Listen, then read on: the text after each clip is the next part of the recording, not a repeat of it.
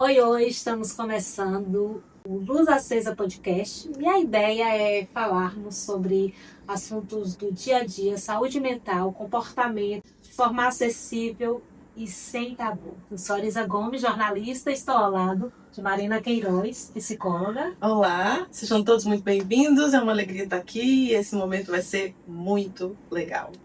E aqui com a gente também o nosso diretor criativo, Lucas Neves. Olá, boa tarde, tudo bem? E a gente já começa com um assunto que, só em falar nele, a associação direta é algo negativo, ansiedade. Mas a ideia de trazer isso para discussão veio de uma sessão de terapia em que Marina trouxe para mim uma explicação que eu achei muito interessante sobre ansiedade no contexto do homem pré-histórico, a função dela naquele contexto e como ela caminhou ao longo do tempo para chegar ao que é hoje nas nossas vidas. E aí eu quero saber de Marina, ansiedade, vilã, aliada, um pouco dos dois ou nada disso? Dependendo do contexto, ela pode ser qualquer uma dessas coisas, né? A ansiedade, a conversa que a gente teve anteriormente era sobre as bases fisiológicas da ansiedade, né? A gente escuta hoje muito falar sobre o quanto as pessoas estão tendo transtorno de ansiedade. E isso é real, muitos diagnósticos são corretos mesmo, só que a ansiedade não é só um transtorno. Nós às vezes ficamos ansiosos porque nosso corpo responde às situações, responde às circunstâncias para nos defender. Eu vou explicar mais ou menos como é que são, né, as bases fisiológicas, né? Por que que a gente fica ansioso diante de situações que geram em nós algum tipo de medo ou sensação de vulnerabilidade? Nós temos um sistema muito bom, um sistema no cérebro, que funciona para nos proteger, para nos ajudar a lutar ou fugir diante de perigos, né? E nós evoluímos com esse sistema funcionando muito bem, nos ensinando que diante de uma situação em que haja um perigo de morte, normalmente era isso que acontecia antigamente, pré-histórico, o contexto de nosso cérebro primitivo, né? A gente deveria providenciar uma forma de fuga ou de sobreviver, na verdade uma forma de sobrevivência. Por causa disso, alguma reação em cadeia é disparada no nosso cérebro. Nós começamos a sentir o coração acelerar, e nós começamos a sentir, às vezes, formigamento nas mãos, às vezes nós sentimos as pernas trêmulas, às vezes nós temos uma sudorese. Na verdade, os sintomas básicos são esses, mas eles podem ter outros também. Às vezes um nó na garganta, um embrulho no estômago.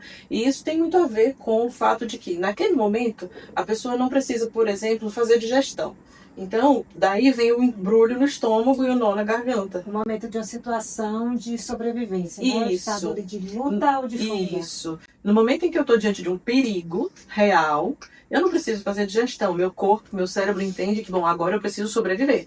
Então, para isso, eu preciso de aporte sanguíneo nos músculos dos braços e pernas, especialmente, porque eu preciso lutar ou fugir. Então, se o meu sangue vai para as extremidades, naturalmente fica menor o aporte na digestão e em outras coisas, né? Por isso, às vezes, a gente sente um pouco de formigamento nas mãos, as pernas também, um pouco trêmulas, e o coração acelera. O coração acelera naturalmente para bombear mais sangue. Se uma pessoa precisa correr, ela precisa que o coração acelere, né? Se uma pessoa precisa correr e o coração acelera, o corpo esquenta e ela começa a suar.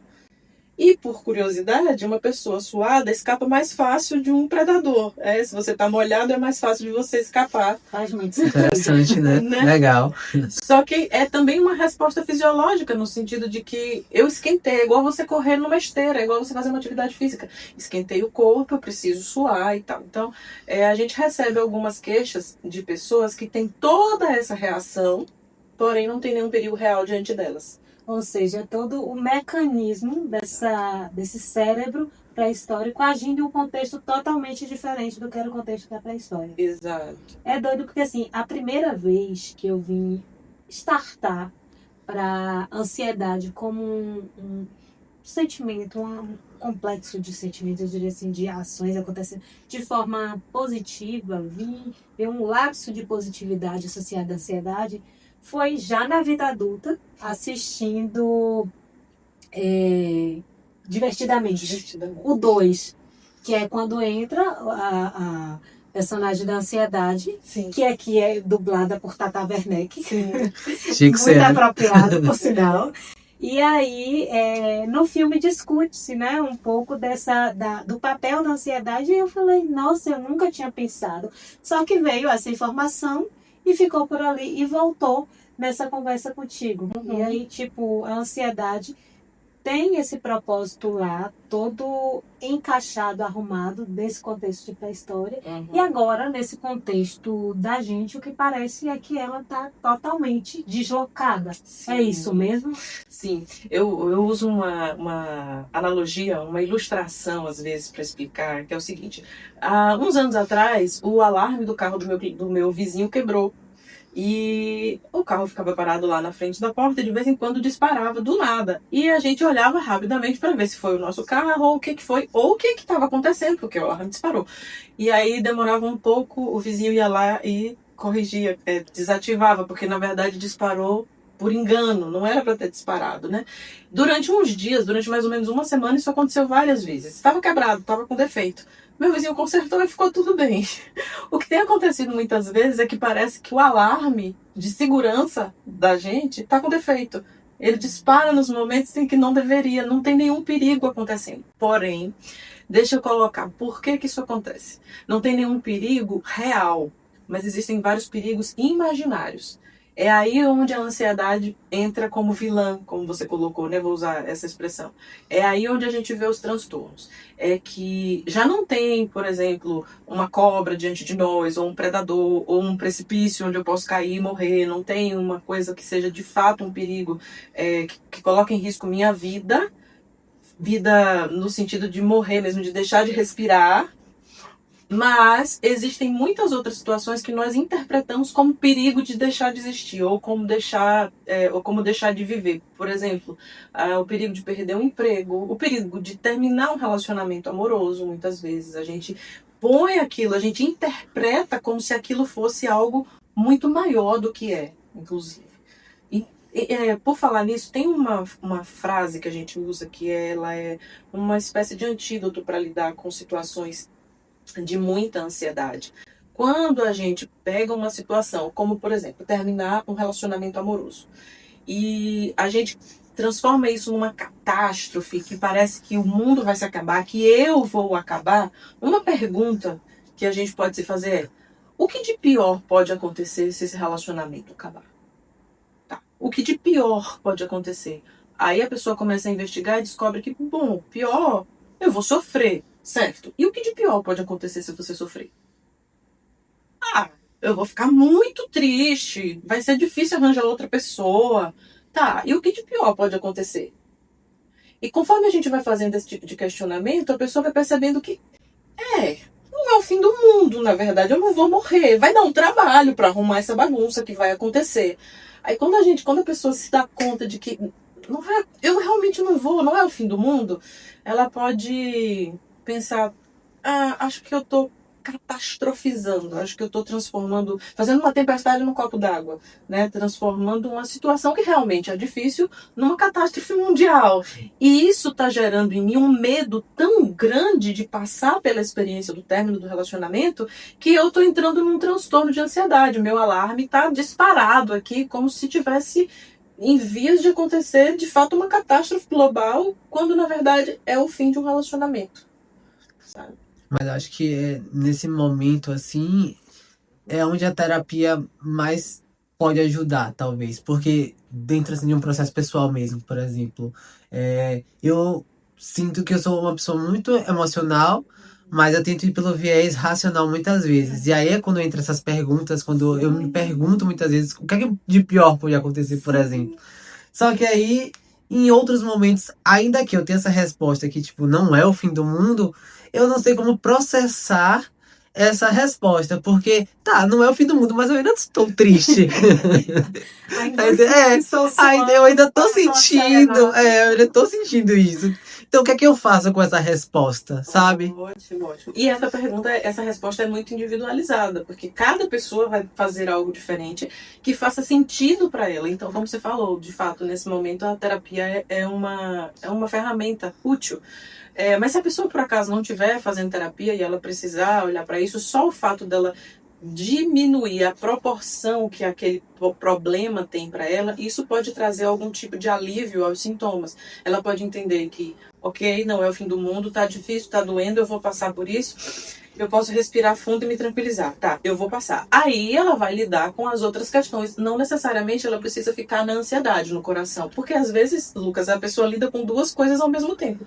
Um sentimento de ansiedade, de desespero, de que parece que o mundo vai se acabar, com o coração acelerado, com insônia, não consegue dormir, né, com problemas gastrointestinais, não consegue comer direito ou come demais, enfim. Lida com tudo isso além da tristeza. Além da dor da perda que está ali em vias de acontecer. Além de ela ter que tomar tempo para recalcular a rota da vida dela, já que realmente talvez o relacionamento acabe, ou o emprego acabe, tenha que arranjar outro. Ela precisa tomar um tempo para reestruturar a vida dela e, ao invés disso, ela está tão tomada pelo medo, que parece que aquilo é um bicho-papão que vai engoli-la, que ela não dá conta de fazer essa outra parte. Ok, nas circunstâncias da vida, realmente a pessoa vai ter que fazer essa outra parte. A parte de lidar com as intempéries, as situações difíceis e tal.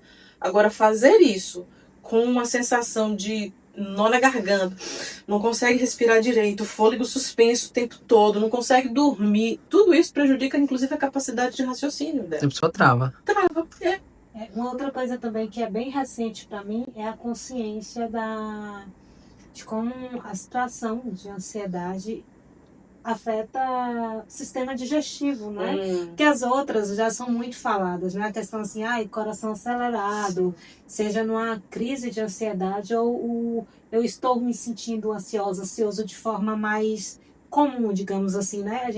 A mão suando, o coração acelerado é mais perceptível, mas essa questão do sistema digestivo, do nó na garganta, isso é interessante saber, não é? Porque muitas vezes a gente associa a coisas que não estão relacionadas. Tipo, fala em uma questão digestiva, a gente pensa muito em alimentação, por exemplo, né?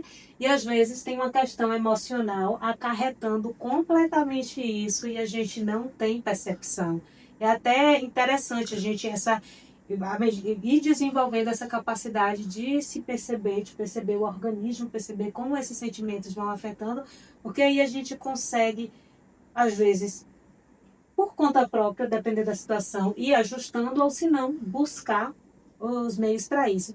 Agora, Marina, você falou sobre esse exemplo de ansiedade como término de um relacionamento, né? Ou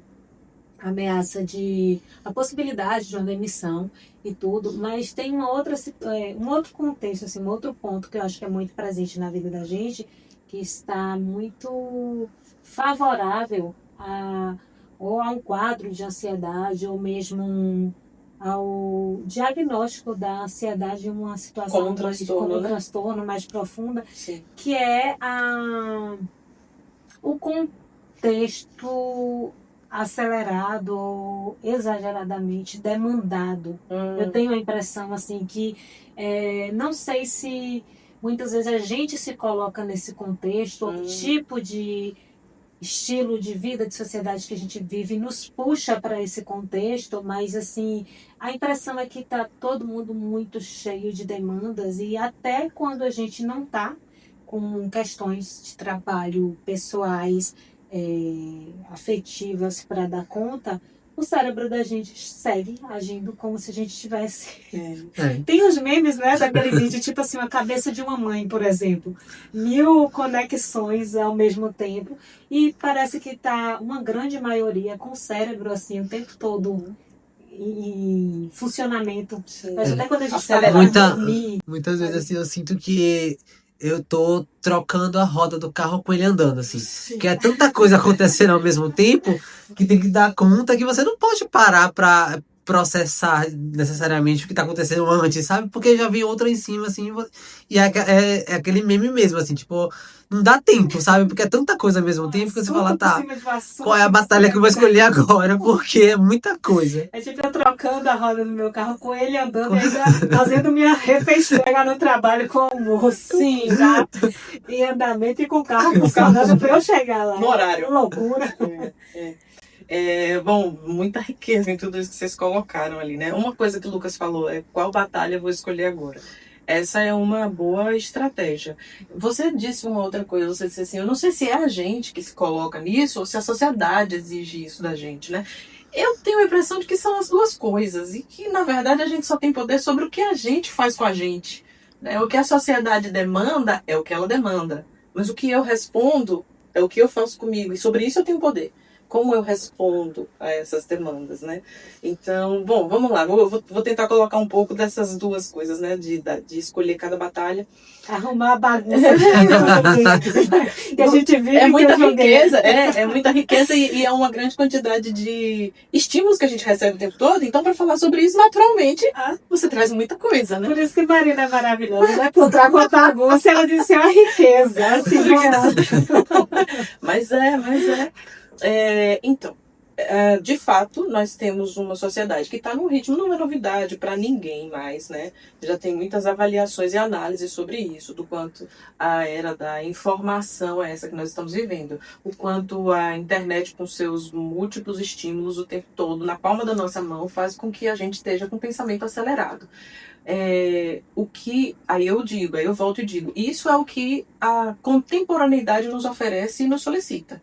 Agora, como nós vamos responder a isso? Bom, isso aí já é a nossa escolha. E cabe a cada um aprender qual é a melhor forma de responder a isso. E uma sugestão que eu dou é assim, se você tem seguido o fluxo alucinado das informações aceleradas e das demandas constantes da sociedade, e você percebe que não está dando conta, que você está adoecendo, para um pouco, não está funcionando. Tenta criar um outro jeito de fazer. Então, ok, se eu vivo tão acelerada, respondendo a tudo, respondendo a todas as notificações que chegam para mim, quase em tempo real, e ao mesmo tempo eu dou conta de trabalhar, de namorar, de estudar, de mil coisas, mas eu não tô bem com isso, calma, para, porque não tem que ser assim. Não tem que ser assim. Então, como eu respondo? Uma sugestão é, você precisa desacelerar. E para isso, você precisa escolher quais batalhas você quer lutar. Né? Você precisa escolher o que de fato é importante. Nós temos uma percepção do que é importante hoje que parece que requer ajustes. Por exemplo, a gente tem uma ideia, quando eu digo a gente, é colocando, né, o ser humano contemporâneo aqui, pelo menos da nossa cultura no Brasil. A gente tem uma ideia de que toda notificação que chega no nosso celular é importante. Eu preciso olhar. Eu preciso ver o que é. Eu preciso ver o que foi isso que chegou. Quem falou comigo? Quem falou? E aí eu pergunto, quem disse que é tão importante e precisa ser respondido em tempo instantaneamente? Por que não pode esperar? Eu faço isso, chega a notificação, aí eu olho assim, às vezes mesmo. Não vou olhar não. Meu final de semana. Segundos depois. Deixa eu ver aqui. Deixa eu ver que vai que é algo importante. Vai que é algo importante. Vai que é algo importante. Né? A gente tem uma sensação, às vezes, de que a gente está perdendo alguma coisa quando a gente deixa de olhar. Parece que a gente está perdendo alguma informação importante quando a gente deixa de ficar na rede social por muito tempo. Meu Deus, aconteceu tal coisa com fulano e eu não vi. Como assim eu não vi? Onde eu estava? Em que mundo eu estou? Que eu não vi, sabe? Então, a gente precisa primeiro avaliar o que é importante. Dia desses eu tive uma experiência que me fez estar atenta para isso. Eu estava cozinhando e normalmente quando eu estou cozinhando eu me concentro no que eu estou fazendo e eu não paro para olhar o celular porque eu tenho tempo para fazer aquilo, para cumprir a minha rotina, né? E para não me atrapalhar também. Só que aí eu estava cozinhando e eu vi uma notificação, o celular estava próximo, eu vi a notificação.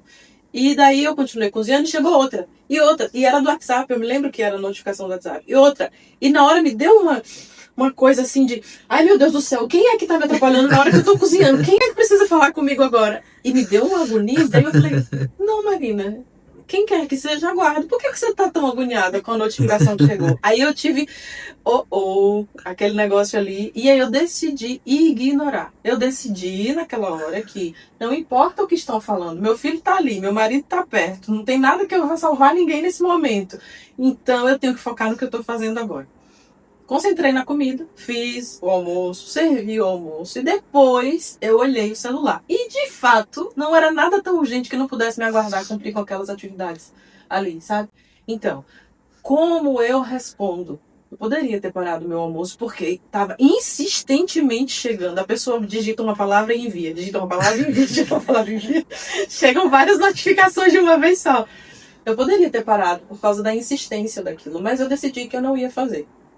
Esse é só um exemplo, só de fato como uma ilustração, para dizer do como a gente pode escolher como eu respondo. Então, a quantidade de informações que a gente consome no dia é de fato útil? É de fato necessária? Eu preciso mesmo? Eu realmente preciso consumir tudo isso? Tá. Pondo isso aqui, agora deixa eu ver. Quanto essa minha quanto esta minha aceleração tem feito bem a mim? Eu tenho sido uma pessoa que tem estado tranquila o tempo todo, ou eu tenho sentido que eu estou ansiosa, que eu estou acelerada o tempo todo? Se eu sinto que eu estou acelerada o tempo todo, a pergunta é, o que é que eu tenho feito além do que eu deveria fazer, que tem me trazido esse tipo de aceleração e sobrecarga psicológica, mental, emocional? Por que eu estou sobrecarregada? O que é que eu tenho feito? Então, eu repito, de fato a sociedade é bem demandante, mas como eu respondo? Tá, o que eu tenho feito que tem me deixado acelerada? Eu não estou conseguindo dormir direito. O que eu tenho feito que está atrapalhando minha rotina de sono? E com base nas respostas que são individuais, eu vou decidir o que fazer. Eu acho que eu cheguei a compartilhar com você em outro momento que eu decidi não levar o celular para o quarto mais na hora de dormir. Sim. Cara, que experiência maravilhosa! Eu fiz isso no início. Tô só contando, gente. Não se sintam constrangidos nem impressionados. Só tô contando minha experiência. Gente, é sério, eu fiz isso porque eu vi uma reportagem falando que as ondas ali do celular poderiam atrapalhar ai, gente, qual é o nome? No campo eletromagnético do nosso corpo, e que o nosso corpo precisaria de uma pausa enquanto dorme, pelo menos 8 horas por dia, já que a gente fica exposto a isso durante o tempo todo. Aí eu achei uma ideia legal e falei, ok, não me custa nada tirar o celular do quarto enquanto eu estiver dormindo, mas para isso eu preciso comprar um despertador. Comprei um despertador e tirei o celular. A princípio era só com esse objetivo. Gente, mas a qualidade do meu sono melhorou. Pasmem! Eu comecei a acordar mais descansada. E eu fiquei assim, não acredito que não é possível, não. Vai dizer que só porque eu não trouxe o celular pro quarto, não é possível. Só que daí eu comecei a perceber que eu comecei a desligar uma chave na minha cabeça. Que era assim, na hora que eu entro no quarto, fecho a porta e vou dormir, não importa quais demandas vêm na minha mente, eu não vou resolver mais nenhuma. Antigamente o celular estava na mesa de cabeceira e na hora que eu estava tentando cochilar, vinha uma demanda, eu pegava o celular rapidamente e dizia, deixa eu anotar isso, ou deixa eu ver isso aqui rapidamente, eu faço muito isso. Ou deixa eu adiantar isso. Eu não tenho... Aí volto para o que eu disse agora há pouco. É realmente tão importante que não posso esperar amanhecer? E isso quando a gente, além de anotar, dá uma passadinha pelo Instagram.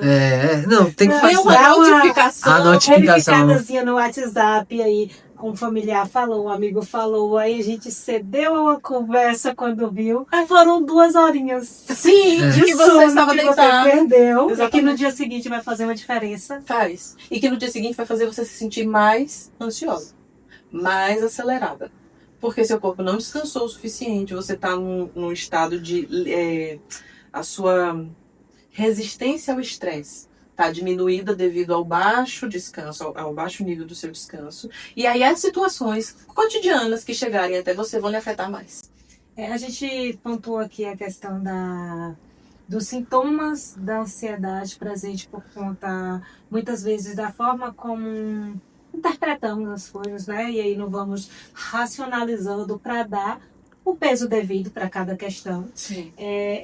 Esse ponto também da aceleração de contexto, e tem ainda esse outro grau da ansiedade, esse da aceleração de contexto, da interpretação, que eu entendo, eu imagino que seja o que está mais abrangente, mais comum entre todos nós, e o grau do transtorno de ansiedade, que é algo mais aprofundado, mais sério, né? Como é que eu diferencio, como é que eu percebo até que ponto as minhas questões de ansiedade estão mais associadas ao aceitável, que eu consigo fazer uns ajustes ali no meu dia a dia, no modo como eu estou vivendo, e colocar as coisas no lugar, ou eu me conscientizo de que o estado está avançado, passando mais profundo, e aí eu vou ter que ir atrás de ajuda. Precisa de ajuda, né?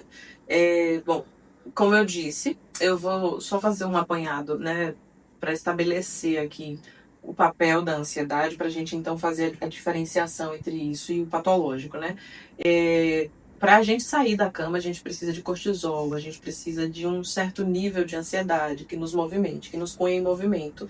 Por outro lado, a gente precisa de um nível de ansiedade que seja fisiológico e funcional, que de fato, diante de situações de perigo, diante, por exemplo, de uma possibilidade de assalto, que é real na nossa sociedade, né? Diante de situações difíceis, a gente consiga reagir rápido, a gente consiga lutar ou fugir. A própria perda de emprego também, né? Sim, A possibilidade.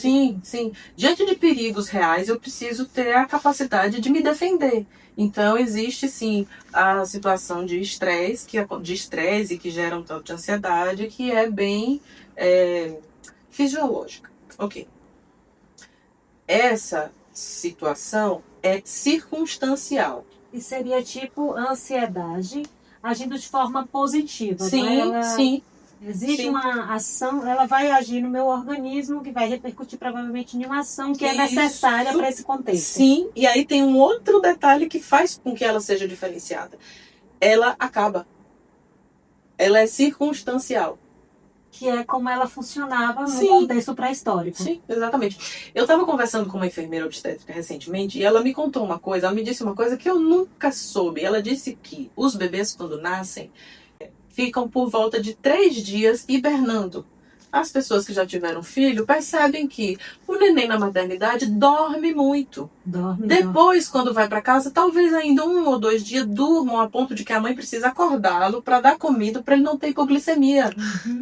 Isso é o que se chama de hibernação da criança, né? Eles chamam assim, a criança está hibernando logo após o parto. Por quê? Porque passou por um evento muito estressante, que foi o nascimento. E quem já pariu sabe, é estressante. A mãe também devia, né, hibernar por 3 dias. A mãe a vontade é essa.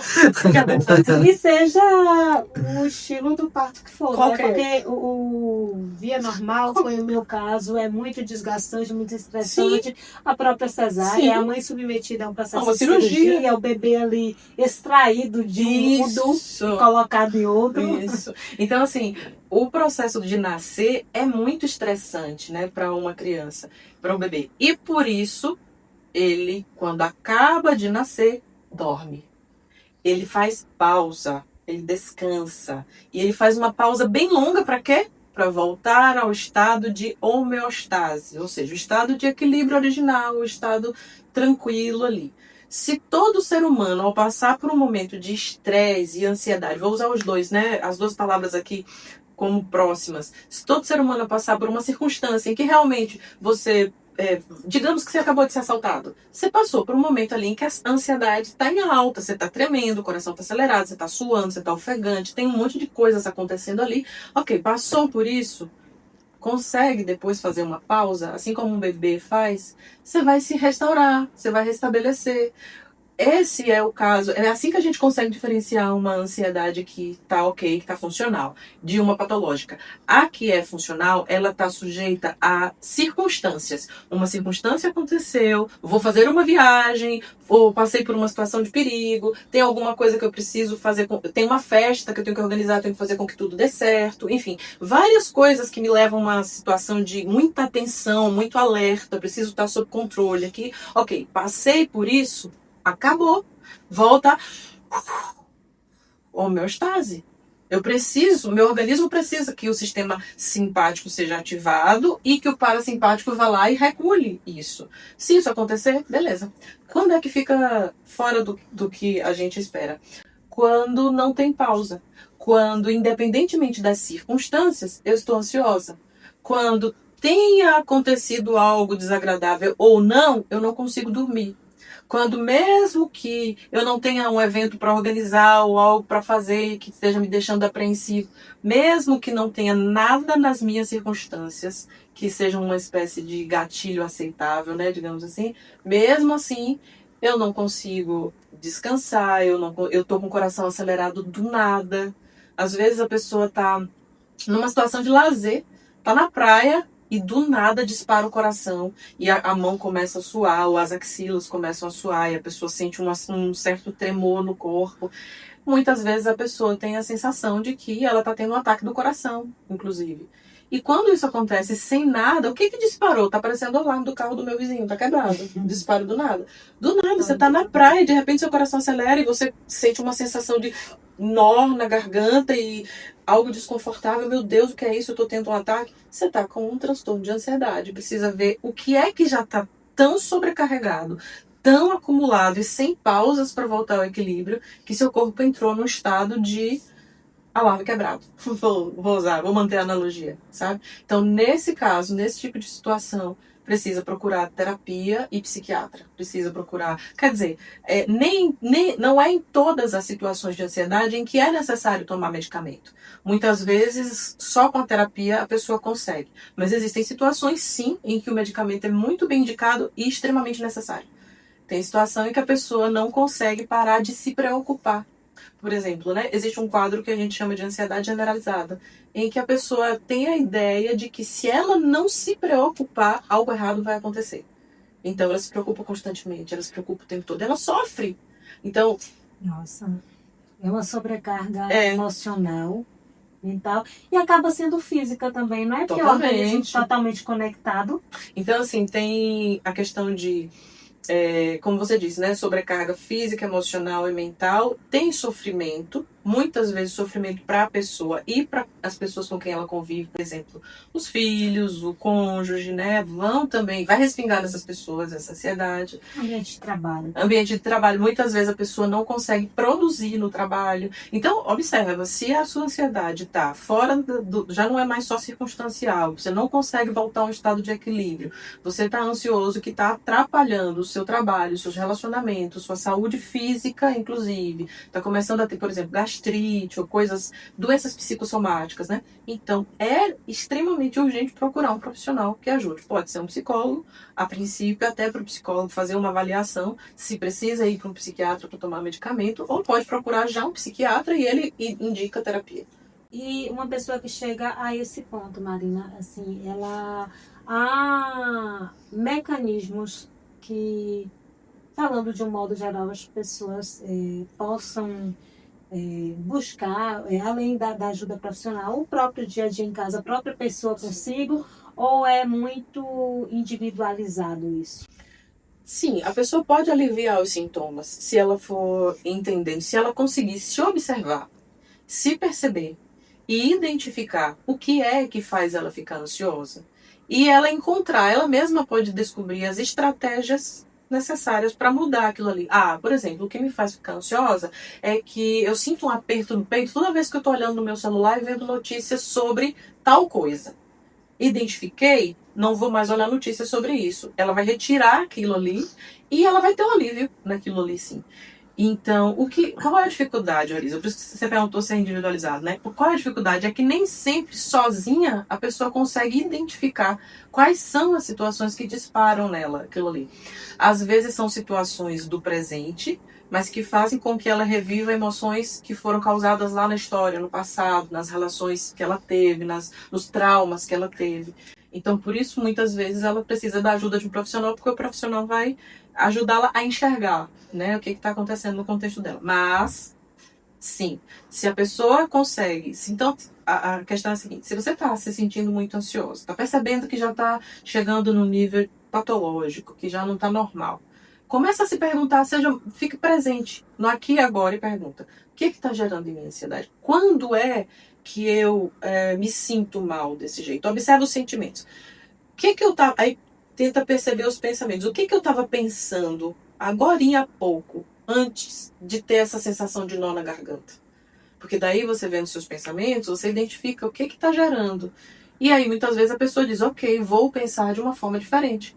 Se é esse tipo de pensamento que me gera angústia, ansiedade, sensação desagradável, falta de ar, eu vou parar de pensar isso. Essa é a chave. Nem sempre a pessoa consegue fazer isso sozinha, mas ela pode sim conseguir fazer isso.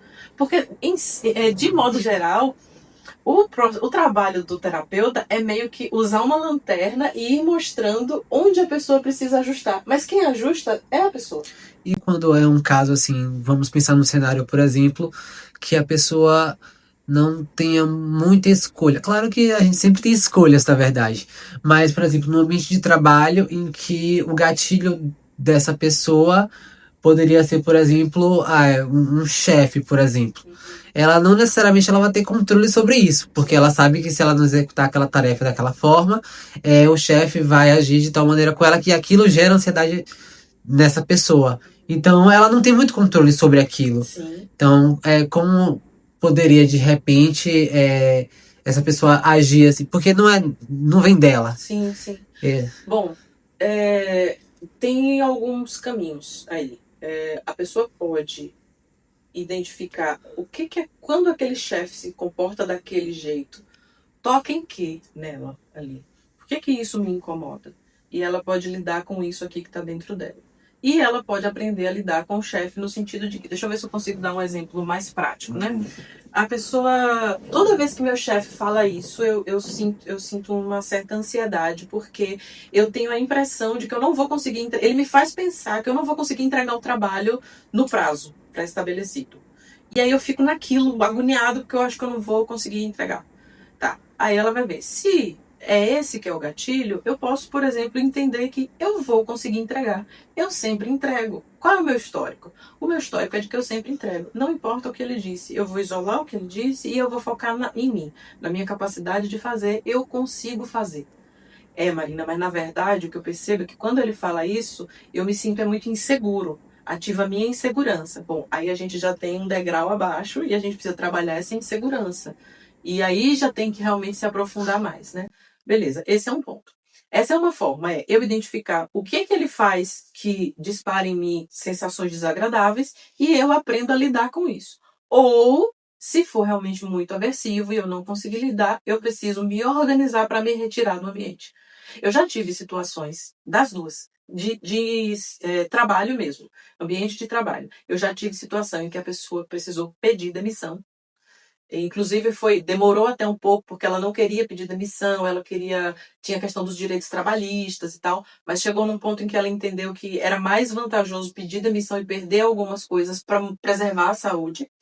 E já tive situação em que a pessoa aprendeu maravilhosamente a lidar e se manteve lá dentro, sendo uma pessoa que aprendeu a se posicionar, a estabelecer limites, porque muitas vezes a pessoa não sabe estabelecer limites, aprendeu a se posicionar, a estabelecer limites e a saber quem era ela. Ela se conectou com a própria identidade e por isso o que os outros faziam, o modo como, no caso eram os colegas, né? O modo como os colegas a tratavam passou a não fazer tanta diferença para ela. Então existem essas duas, pelo menos, né? Sempre existem muitas possibilidades, mas pelo menos essas duas, nesse tipo de situação. E que se conectam bem à nossa coisa ancestral da luta ou fuga, não é? Uhum. A que escolheu, Perfeito. aprendeu a lutar e a que se retirou. A fuga no sentido que você sempre fala, né? Fuga nem sempre é uma questão negativa. Muitas vezes ela é uma atitude inteligente. Exatamente. Eu vou deixar isso aqui bem registrado. As pessoas, nós colocamos assim, existe uma convenção social aqui de que fugir é coisa para fracos e covardes. Não, você não tem que fugir, você tem que encarar. Epa, calma. Depende. Você encara se você tiver certeza que você vai vencer o oponente. Se não, você foge e sobrevive. Todo animal sabe fazer isso. A gente precisa aprender a fazer, gente. Fugir é a estratégia de sobrevivência também. Você não vai ficar fugindo a vida toda. Então, você pode fugir para sobreviver e verificar se precisa se fortalecer em alguma coisa para que de uma próxima vez você consiga lutar, se você quiser. Vencer de preferência, não é? Isso, obviamente. E assim a gente fecha, não é? Espero que vocês nos acompanhem, vem mais assuntos legais por aí e acompanhem os nossos canais do Luz Acesa Podcast. Eu espero que tenha sido acesa uma luz aí, ó, plim, na sua cabecinha a respeito desse tema. Eu espero que a gente tenha conseguido colocar luz sobre o tema e que tenha trazido um pouco mais de clareza e que facilite, né, o caminho de cada um que está nos assistindo, nos ouvindo.